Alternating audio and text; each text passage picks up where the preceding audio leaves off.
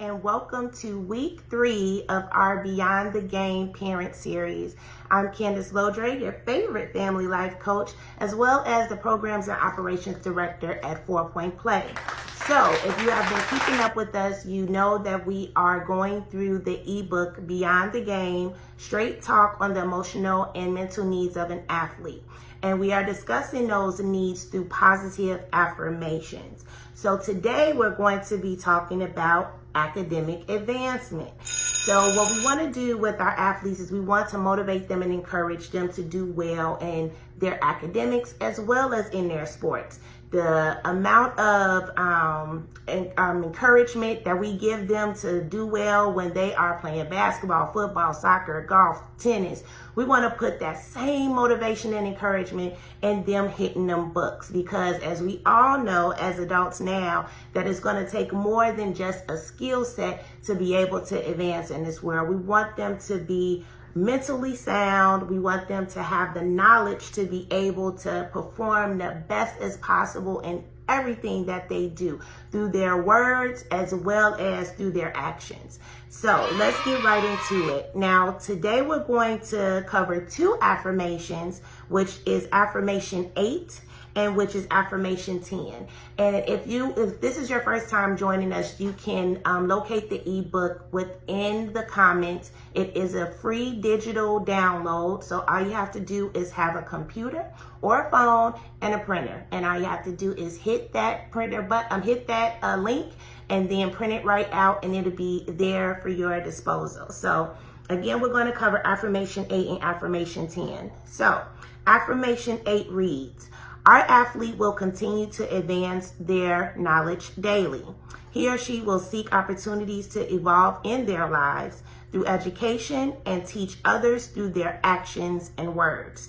They will influence others in a positive way to want to learn and grow academically. So that's pretty much self-explanatory. We want to make sure that we are creating an environment for our athletes to want to learn, to want to grow as far as their knowledge, and not just looking at what's the hottest news on social media, looking at TV and trying to learn from others as far as what's the hot topics that's going on. But we want them to still read books. We want them to acknowledge in something that they're not aware of. We want them to join social groups that are talking about matters of the world and things that are concerning us politically or socially, etc. So we want our children to be well-rounded, right? So the only way to do that is to make sure that they are paying attention to the knowledge that is being put in them. And so as a parent, I am definitely one of those that sometimes get caught up in work and get caught up in doing the things to advance our family when it comes to financially. And as well as when I have my breaks, I want to have my breaks, okay? But what we have to realize too is that we have to communicate with our athletes. We have to make sure that we are talking to them more about the sport that they're playing. So asking them about what's going on in school, what they've been learning, what topic are they discussing, making sure that they're getting the knowledge that they need to be able to adapt to the world we're in now. We want to make sure that these things are going on, and the only way we can do that is talking and communicating with our athletes. So we want to encourage them that hitting them books is just as important as, again, making sure they get that 3-pointer correct, making sure that they're able to throw that football or kick that soccer ball or whatever sport that they are in. So also too, if they see you excited about learning and you are excited about growing your knowledge in other areas outside of what you're an expert in, that will encourage them as well to want to continue to dive into their academics and make sure that they're doing their best. Everyone is not naturally talented in getting A's and B's, I would say, in school, and putting it in layman's terms. You know, some kids, it takes a lot more work and effort to be able to just be average. And you have those that excel. Regardless of whatever spectrum that they are in, you want to make sure that you are encouraging them, motivating them, speaking these positive affirmations over them so that they can be able to excel the best way possible. So moving on to affirmation 10. Our athlete will enter academic environments ready to learn and enjoy the journey of learning. As a family, we will reinforce the information they learn within our lives and share it with others and encourage our athlete to stay the course. So it's pretty similar to affirmation 8, but what I love about this positive affirmation is that it states that we are setting the tone for them to go into their academic environments to learn. And so how you set the tone is making sure that they get in their breakfast, when they're leaving the house in the morning, you're praying with them, you're speaking over them positive affirmations, you're having positive conversations on the ride to school or on the walk to the door or taking them to the bus stop so that they can be ready and excited to learn before they enter that academic environment that they're going to be in. A lot of times we kind of dismiss, again, the simple things that it takes for our kids to excel or for our athletes to excel in all areas of their lives. We think that it has to come into a big grandiose thing that we have to do to make sure that they excel in life. But sometimes it's the little things that we overlook that it really makes an impact in their lives. So again, setting the tone for them in the morning, making sure that the windows are open, or if it's summertime, of course. If you live in Chicago like we do, we ain't doing that in the winter months, but making sure that the blinds are open, the curtains are open, again, making sure that they have a healthy snack, make sure that they have, orange juice, milk and stuff to drink. Again, making sure that you're speaking positive affirmations over them. First thing in the morning, making sure that you pray as a family. And these things do not have to take that much time. I am a night owl.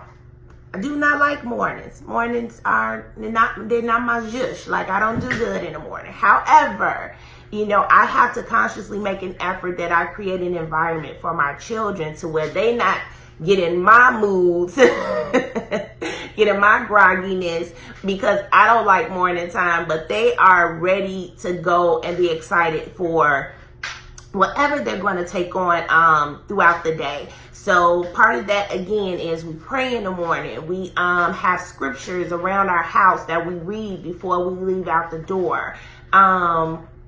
On the ride to school, because I'm able to still take my children to school, we do a scripture in the car before we before we drive off. We try to play inspirational music in the morning. K-Love is a great station to listen to on the way to school, or 1390. But even if you're not into inspirational music, or those stations, just playing music that is motivating. It can still be secular and it can still be motivating as well.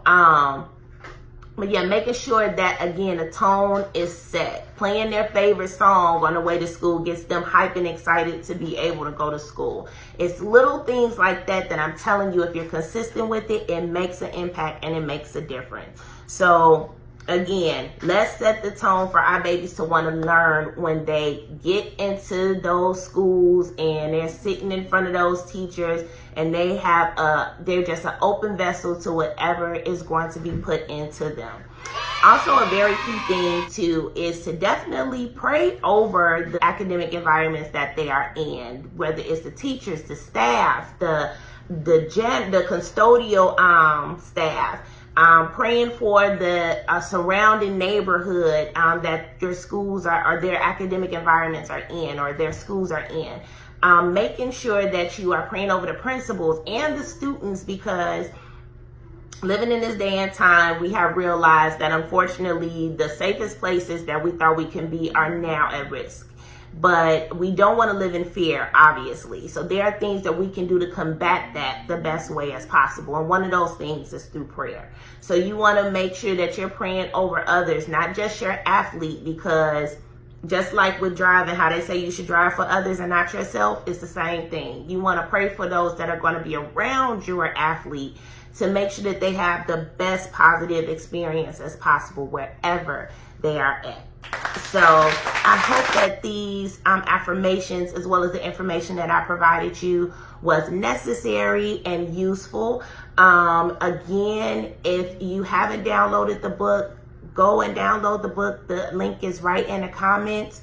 Definitely share this information with others. You never know who may need it. Continue to follow us at www.4pointplay.org. That's www.4, P as in Paul, T as in Thomas, play spelled out PLAY.org.